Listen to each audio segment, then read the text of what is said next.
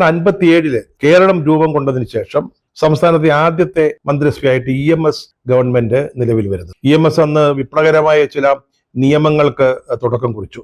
ഒന്ന് വിദ്യാഭ്യാസ ബില്ലായിരുന്നു. രണ്ടാമത്തേത് കാർഷിക ബന്ധ ബില്ല്, ഭൂപരിഷ്കരണവുമായി ബന്ധപ്പെട്ട ഒരു നിയമം. അന്ന് ഈ വിദ്യാഭ്യാസ ബില്ലിനെ കേരളത്തിലെ ക്രൈസ്തവർ അതിശക്തമായിട്ട് എതിർത്തു. അതിനെതിരായിട്ട് അവര് പ്രക്ഷോഭത്തിന്റെ വഴിയിലേക്ക് ഇറങ്ങി. അപ്പൊ EMSന് മനസ്സിലായ ഒരു കാര്യം, വിദ്യാഭ്യാസ ബില്ലിന്റെ കാര്യത്തിൽ NSSനോ അല്ലെങ്കിൽ NSSന്റെ നേതാവായ മന്നത്ത് പത്മനാഭനോ വലിയ എതിർപ്പില്ല.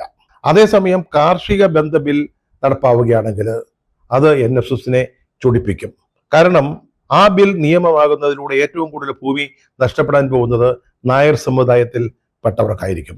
അപ്പൊ സ്വാഭാവികമായിട്ടും മന്നത്ത് പത്മനാഭനും ക്രിസ്ത്യാനികളുമായിട്ട് ചേർന്ന് സർക്കാരിനെതിരായിട്ടുള്ള പ്രക്ഷോഭത്തിന് വരും, അതിൽ പങ്കാളികളാകും.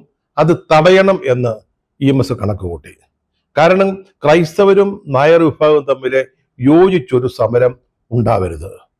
അതിനെക്കുറിച്ചുള്ള ഒരു ആലോചനയുടെ ഇടയിലാണ് ഈ 50-ലെ അന്വേഷണ റിപ്പോർട്ട് ശബരിമല ക്ഷേത്രത്തിന് തീപിടിച്ച അല്ലെങ്കിൽ തീവച്ച സംഭവവുമായി ബന്ധപ്പെട്ട റിപ്പോർട്ട് അദ്ദേഹത്തിന്റെ ശ്രദ്ധയിൽപ്പെടുന്നത്. അത് സെക്രട്ടേറിയറ്റ് ഏതോ ഒരു അലമാരിയിൽ ആഭ്യന്തര വകുപ്പിന്റെ ആവണം പൊടി പിടിച്ച് കിടക്കുകയായിരുന്നു. അദ്ദേഹം അത് പുറത്തെടുത്തു, അത് പ്രയോഗിക്കാനായിട്ട് തീരുമാനിച്ചു.